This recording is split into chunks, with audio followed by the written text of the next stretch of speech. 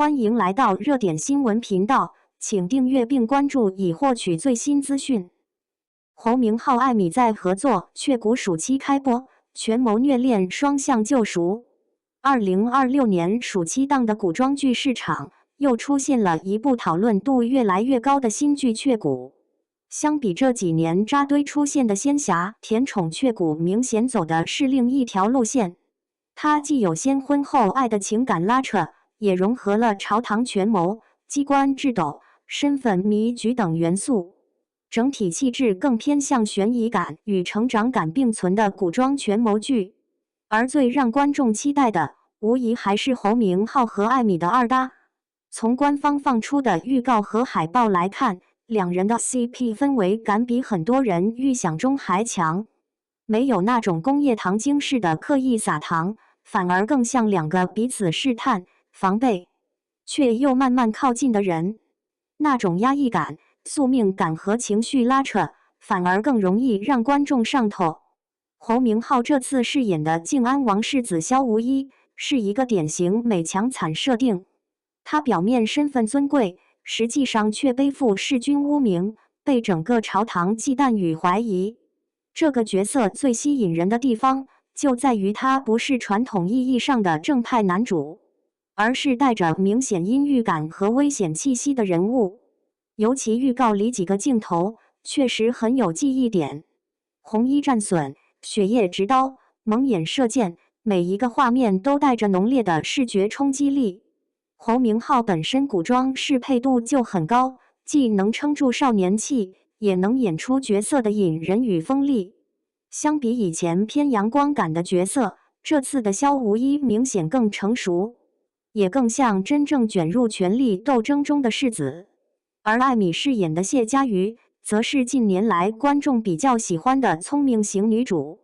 她是太傅之女，同时也是精通机关术的天才少女。表面灵动温柔，实际上非常清醒坚韧。因为家族利益，她被迫卷入联姻，也因此和萧无一绑定在一起。但谢佳瑜最难得的一点，是她并不是等待被拯救的角色。她会机关术，会布局，也会主动参与博弈。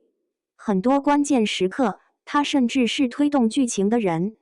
这样的设定其实比单纯武力值高的女主更容易吸引观众，因为现在观众已经越来越不喜欢那种只会等男主保护的古偶女主了。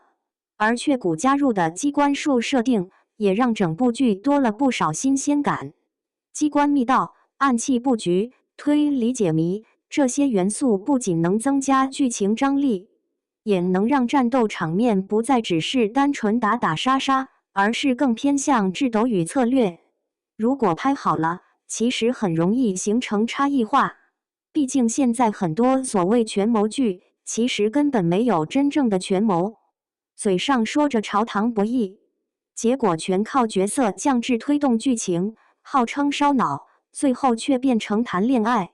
而雀谷目前最让人期待的，就是他有没有机会真正做到感情线和权谋线并行。因为他的感情设定本身就很有拉扯感。萧无一和谢佳瑜最开始并不是互相喜欢，而更像被命运强行绑定的盟友。一个背负污名，一个身不由己，两个人都在利用婚约保护自己。这种关系其实比一见钟情更容易制造张力。前期互相试探，中期慢慢信任，后期再在一次次生死危机中产生感情。越是克制，反而越容易让观众磕上头。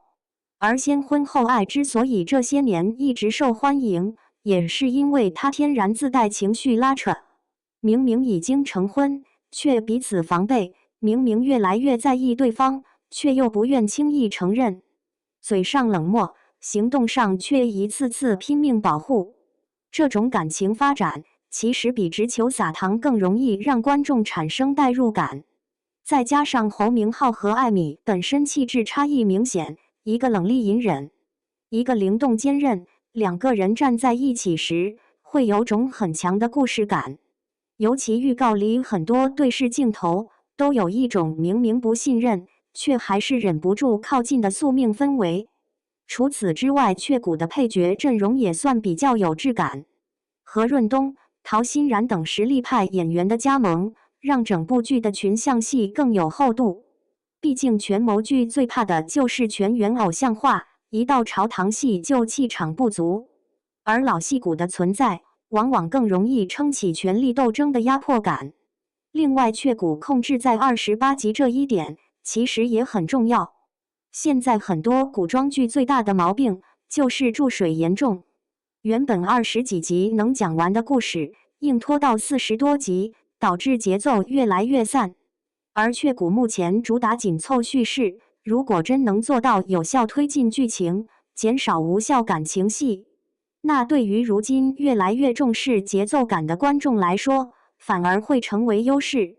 当然，目前大家的期待都还停留在预告阶段，雀谷最后能不能真正爆起来，关键还是得看正式播出后的剧情质量。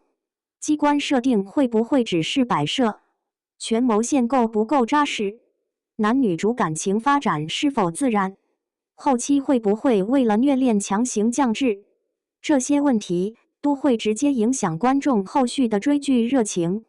但至少从目前来看，雀谷已经具备了成为暑期档热门古装剧的潜力。它既有古偶观众喜欢的情感拉扯，也有权谋爱好者在意的智斗设定，既有红衣战损、机关奇观这些视觉亮点，也有人物彼此救赎的情绪浓度。如果后续剧情能够稳住节奏，不高开低走，也许雀谷真的会成为2026年暑期档的一匹黑马。